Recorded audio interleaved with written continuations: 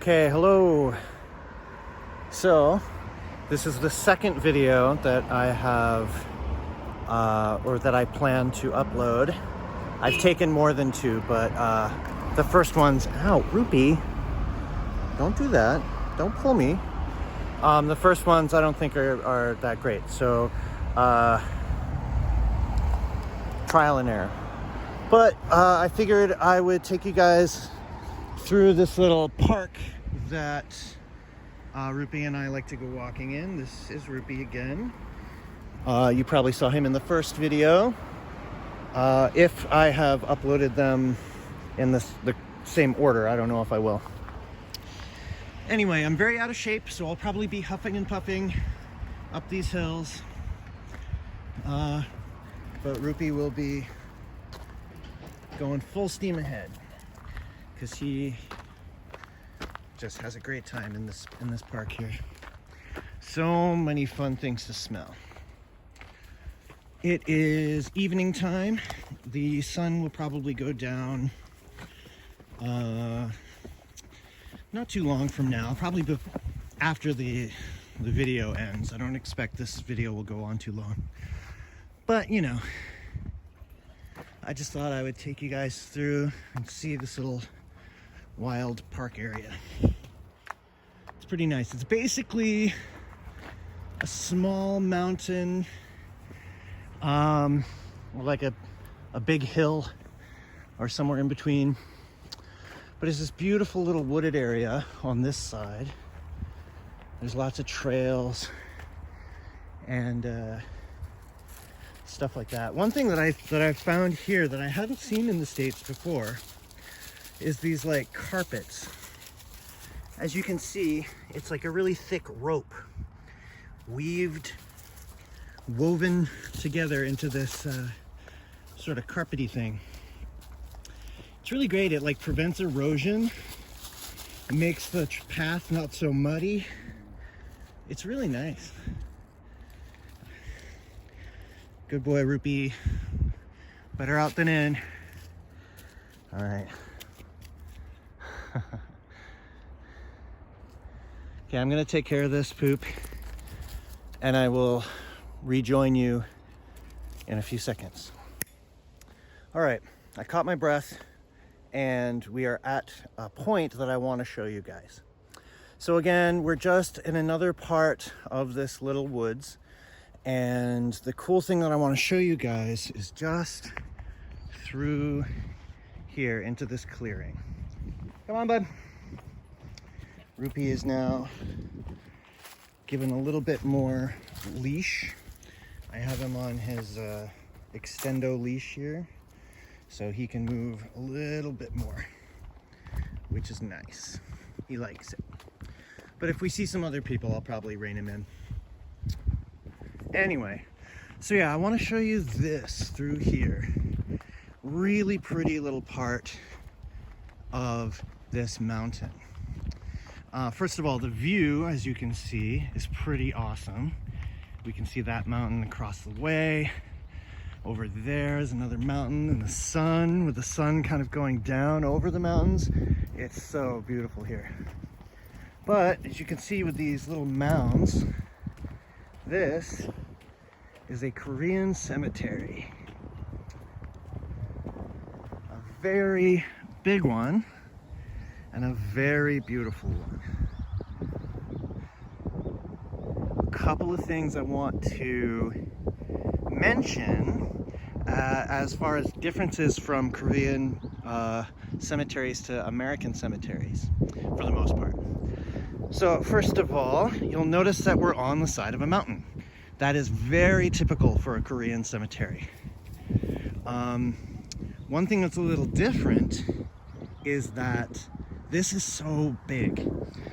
Usually Korean cemeteries tend to be like small family-owned plots that you know, through the generations, your family just sort of like puts everybody in the same mound, like puts everybody in the same place.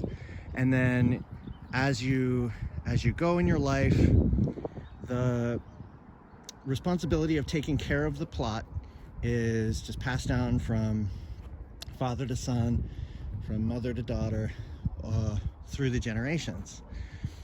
This is one of the biggest ones that I've seen that wasn't like a special memorial cemetery for some sort of big reason. This is just like a big cemetery. The other thing that I want to point out is, of course, the headstones or the side stones. As you can see, they've got a very Asian style to them with the Chinese characters going down. That is not Korean, that is Chinese, and you'll see that on pretty much all of these headstones. It's traditional to use the Chinese characters, or hanja in Korean, instead of the Korean lettering. So I don't know if there's a specific reason for that. Probably just because it looks more formal and more like presentable, I guess. But yeah, it's kind of a cool thing. Second of all, you'll see these sort of like, well, let's be honest, phallic shaped things here. And all of the ones in this one have these little carvings of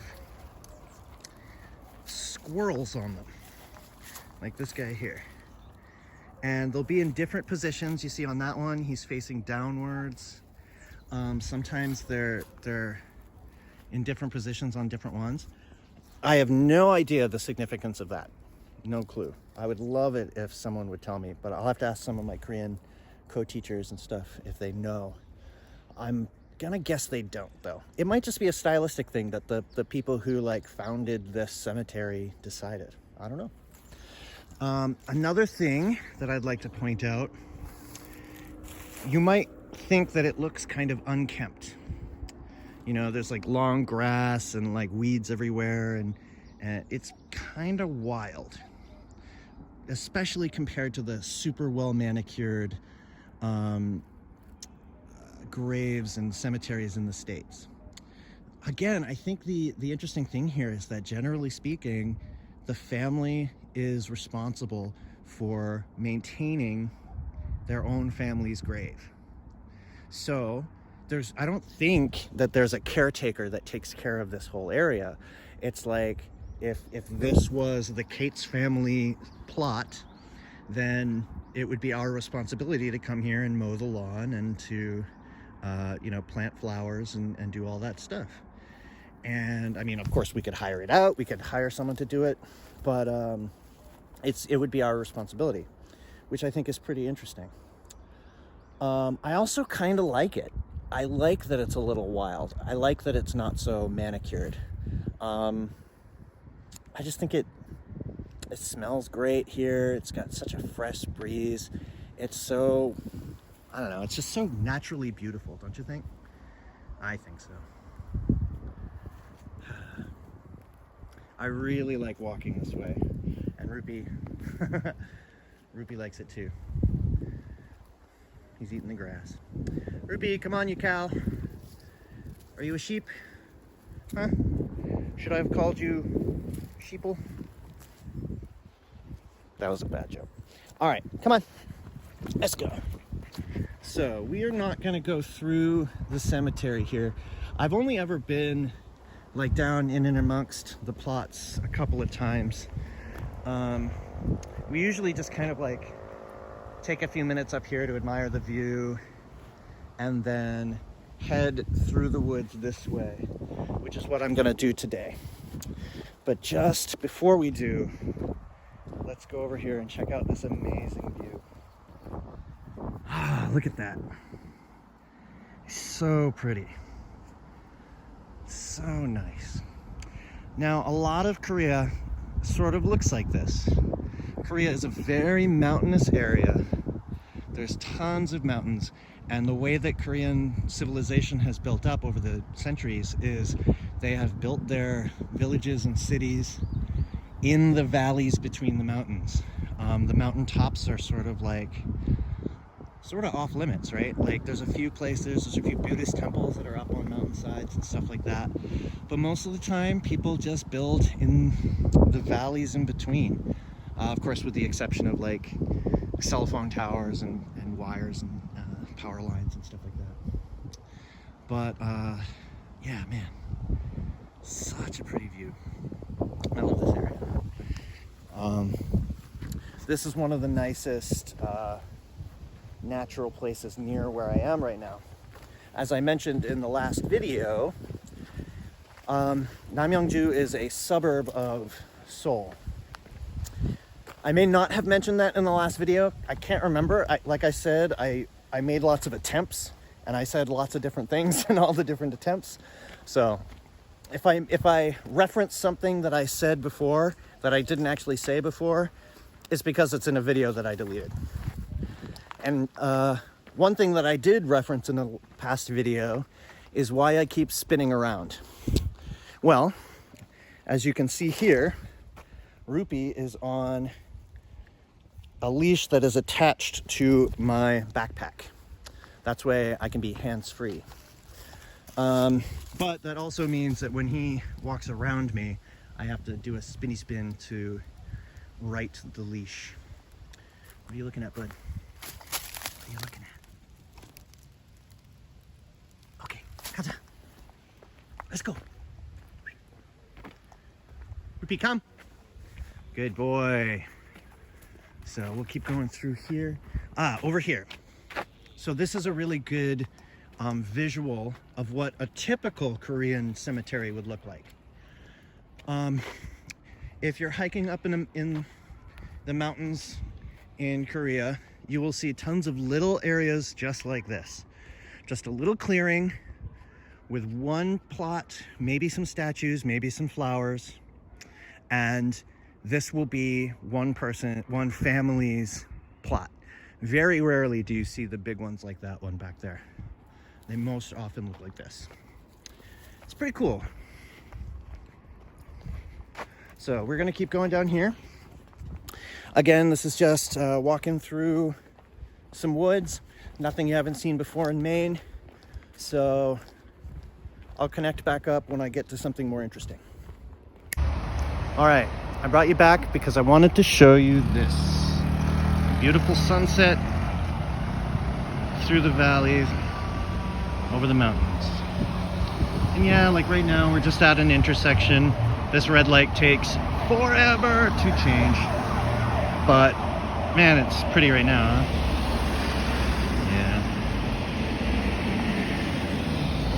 We're actually headed in that direction, so I'll bring you back once we get, again, to something more interesting. All right, well, I found something interesting. I'm at a cafe that I've never been to before. Luckily, they have an outdoors where Rupi and I can be. Wait, Rupi, come here.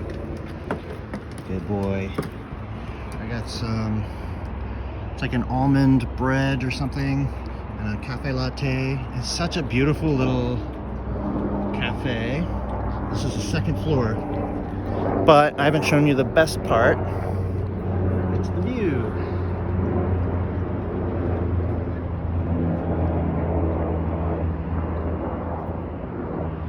It's really a beautiful view, huh?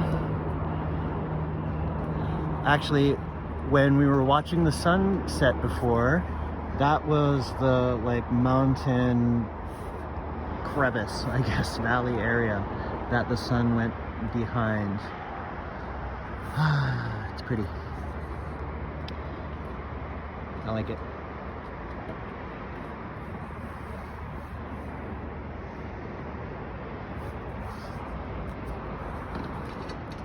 So, let me talk quickly about, let's see if I can put my phone like this. I don't know if this is gonna work, but maybe. All right, let's quickly talk about why I'm able to have a nice little cookie and cafe latte during a global pandemic. So, Korea has done an excellent job of flattening the curve. Just a week ago, for like 3 or 4 days in a row, we had 0 new cases for like 3 or 4 days in a row. Lots of recoveries, 0 new cases. Unfortunately, recently there was an incident where someone who was pretty sure that they were not infected, but they knew that they were at risk of having been infected. They ended up going to a nightclub in downtown Seoul, and that one person, it ballooned out to, now there's a new cluster going on. It's still super low compared to American standards. Like in the past few days, it's like 10 people were confirmed infected, and then 21 people were confirmed infected, something like that. But the way that Korea has handled it has been really pretty incredible. Basically what they've done is when a person is confirmed infected, they interview that person and they find out as much information as they can about where they went and what time they went over the past 2 weeks before they took the test and were confirmed infected. So then they contact all of those places, all of those people, as many as they can. They do a nationwide emergency announcement and saying, if you were at this place at this time on this day, then please come get checked and then quarantine yourself for 14 days. So just by doing that, by checking and tracking, they have really, really kept the curve down without having to do any lockdown. We've never had a lockdown. We have canceled a bunch of things, like my school got canceled. The opening of our school was pushed back. We still haven't started face-to-face classes. We've been doing online classes for a while. But like nothing was shut down. Cafes are still open. People are wearing masks all the time. I didn't wear my mask today. I wasn't planning on coming here. I should have worn my mask, but I was a little bit irresponsible today. But my point is that like people have done such a great job here. The government has done such a great job here that they didn't need to put a lockdown in effect in the first place. That's what actual leadership looks like. So, yeah, that's just a quick contrast with what's going on in the States right now. I'm not an expert. I don't know all the details. I'm fuzzy on the numbers, but I can see the effect of what decisive action, as soon as the experts said, hey, this could be a problem, we need to do something quick, the government was like, all right, boom. Our winter camp, like our winter English camp, was canceled like almost immediately. As soon as the first sign of the coronavirus in Wuhan hadn't even come to Korea yet. And they went ahead, they canceled our summer English camp. They canceled all of the schools, sorry, not summer, all of the schools' winter extra activities. They canceled, pushed back the school start date, all kinds of stuff like that. Started issuing warnings, started telling people to wear masks and to stay home as much as possible, way before the virus even came to the country. So when the virus did come, and it hit us pretty hard because we're pretty close to China, and there's a lot of traffic going back and forth from China, but it didn't cause as much of a problem. It spiked hard, and then we controlled it. So it's pretty awesome what actual leadership can do, and what listening to the experts can do. So anyway, I just wanted to talk to that quickly, as well as show you this amazing view. Yeah, so I think this is going to be the end of this video. After this, I'm probably just going to take Rupi home, and then we're going to say goodnight. So I'll talk to you guys later. Bye-bye. Love you all.